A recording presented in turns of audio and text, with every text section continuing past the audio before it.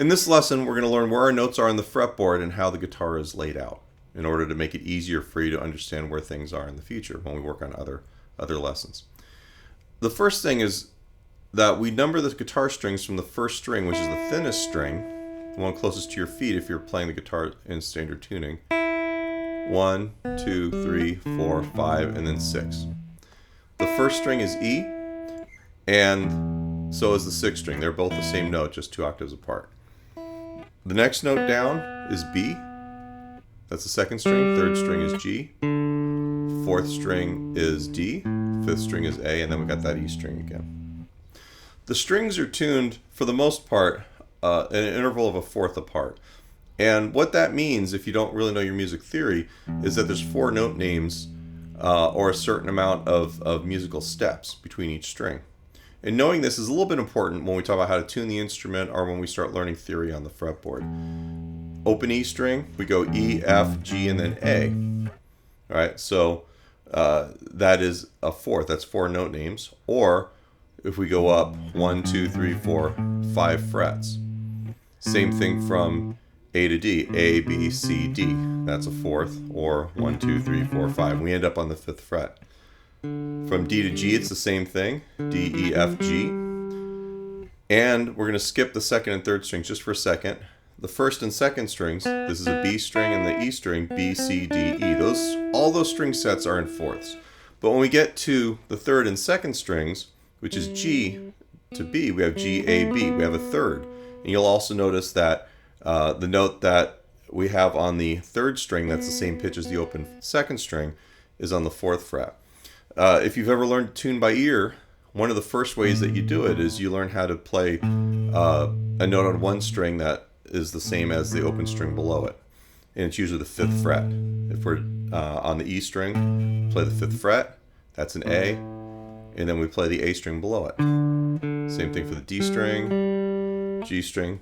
When we get here, we need that B, it's down a fret, and then we go right back up to the 5th fret for the first string. All right, I'm only going over that because I want you to kind of see. Most of you will have that already under your fingers. It's one of the first things that most of us learn when we learn how to tune. But I always, as a beginning player, always wondered, why do we go back one? And now I know it's actually the strings are tuned a little bit differently for standard tuning.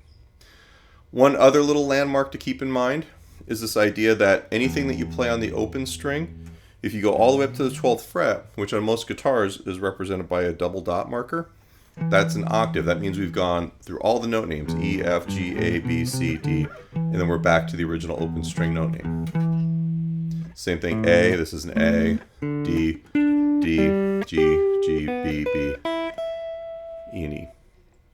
One thing that helps us visualize this material better on the guitar is to see how it's laid out on the piano. If you haven't done my lesson on the natural order of notes, the one that comes before this, there'll be a link down below the video. Go check that out. But we're going to borrow a couple slides from that. The first thing we're going to do is we're going to look at the white keys, which are the natural notes, A, B, C, D, E, F, and G. You'll notice that there are no black keys between E and F and B and C. The black keys are the sharps and flats. White keys are all of your natural notes. One thing we can do is we can learn each string going linearly, starting on the open E. If we just go up in the order that we know from the piano keyboard, E, F, and we've got a black key, which is F sharp or G flat, G, G sharp, A sharp or B flat, B, C, C sharp or D flat, D, D sharp or E flat, and then E. Remember that each of those black keys, I'm giving them 2 note names. Like in this case, this is G sharp or A flat. That's an enharmonic note. It can be called either one of those names depending on what you're doing theoretically at that point in time, which is for another lesson.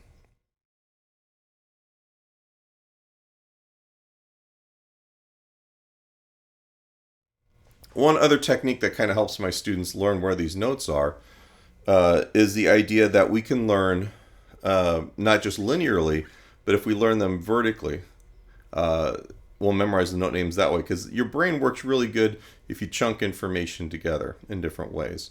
So what we're going to do is we're going to take each one of the dots. If we go to the 3rd fret, which is typically where the first dot is on your fretboard, and we learn the names here, G, C, F, B flat, D, G.